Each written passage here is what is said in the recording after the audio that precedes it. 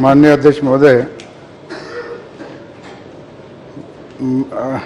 मंत्री जी से चाहता है राजस्व प्रकरण के निराकरण के संबंध में जानकारी ख और ख का आई है, लेकिन आपके माध्यम से मंत्री जी से जानना चाहूँगा इन प्रकरणों के निराकरण की क्या समय सीमा तय की गई थी। माननीय अध्यक्ष महोदय, माननीय सदस्य ने जानकारी चाहिए है कि लंबित प्रकरण के समय सीमा क्या है। तो इसके लिए भू राजस्व संहिता में एक लोक गारंटी सेवा अधिनियम बनाया गया है, जिसमें समय सीमा तय की गई है कि जो अविवादित प्रकरण है, जिसमें किसी भी प्रकार के विवाद नहीं है, उनके निपटारे का समय 3 माह है। विवादित प्रकरण में 6 माह के समय है। समय सीमा के अंदर उनको प्रकरण का निपटारा करना होता है।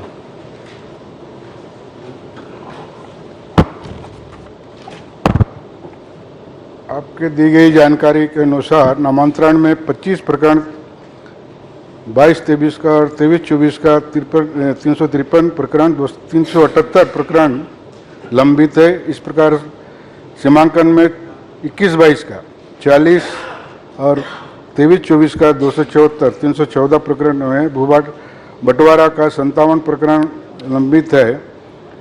इसी प्रकार नवीनीकरण के लिए 7-21-22 में और 22-23 में 20, 23-24 में 4, 31 प्रकरण लंबित है। मैं जानना चाहूँगा एक प्रकरण साल 2 साल 3 साल से अधिक हो गए, क्यों लंबित है? माननीय अध्यक्ष महोदय, ये नामांतरण, बटांकन, सीमांकन एक सतत प्रक्रिया है। आवेदन आते रहता है और उसका निराकरण होते रहता है। चूँकि आवेदन आता है, निराकरण होते रहता है, तो एक क्रमिक प्रक्रिया है।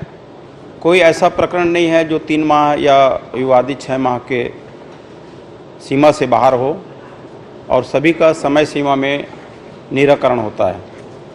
मंत्री जी, आप वैसे 3 महीना 6 महीना की बात कर रहे हैं, लेकिन मैं जानना चाह रहा हूँ 21-22 में सीमांकन का 40 प्रकरण लंबित है और 21-22 में नवीनीकरण का 7 प्रकरण है। इसी प्रकार 22-23 में 25 और 20 प्रकरण लंबित है।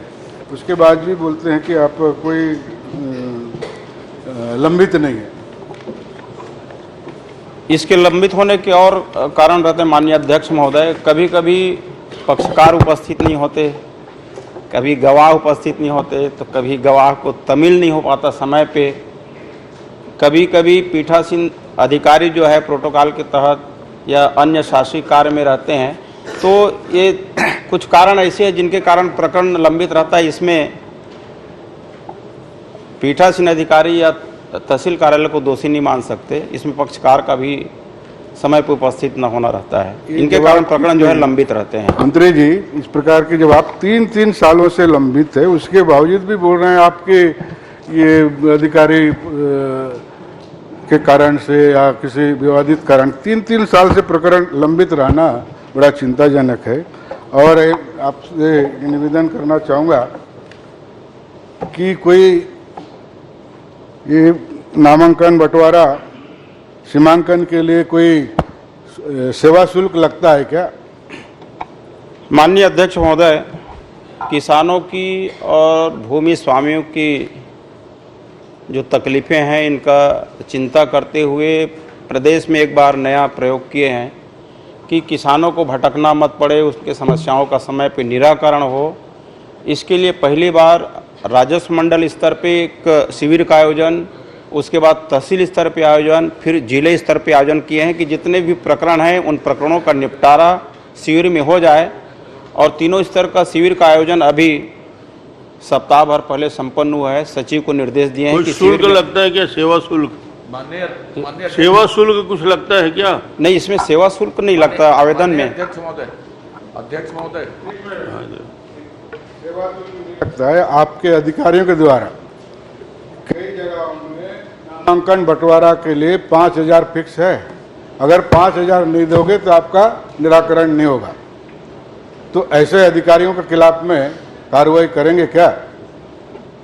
ऐसा शासन का कोई नियम नहीं है, प्रावधान नहीं है कि इनके लिए इतना शुल्क लगेगा। यदि ऐसा शुल्क लेते हैं, कहीं पे इनकी शिकायत मिलती है, प्रमाणित होता है, तो उन पे कार्रवाई की जाएगी। चलिए अजय जी पूछ लो इसी में।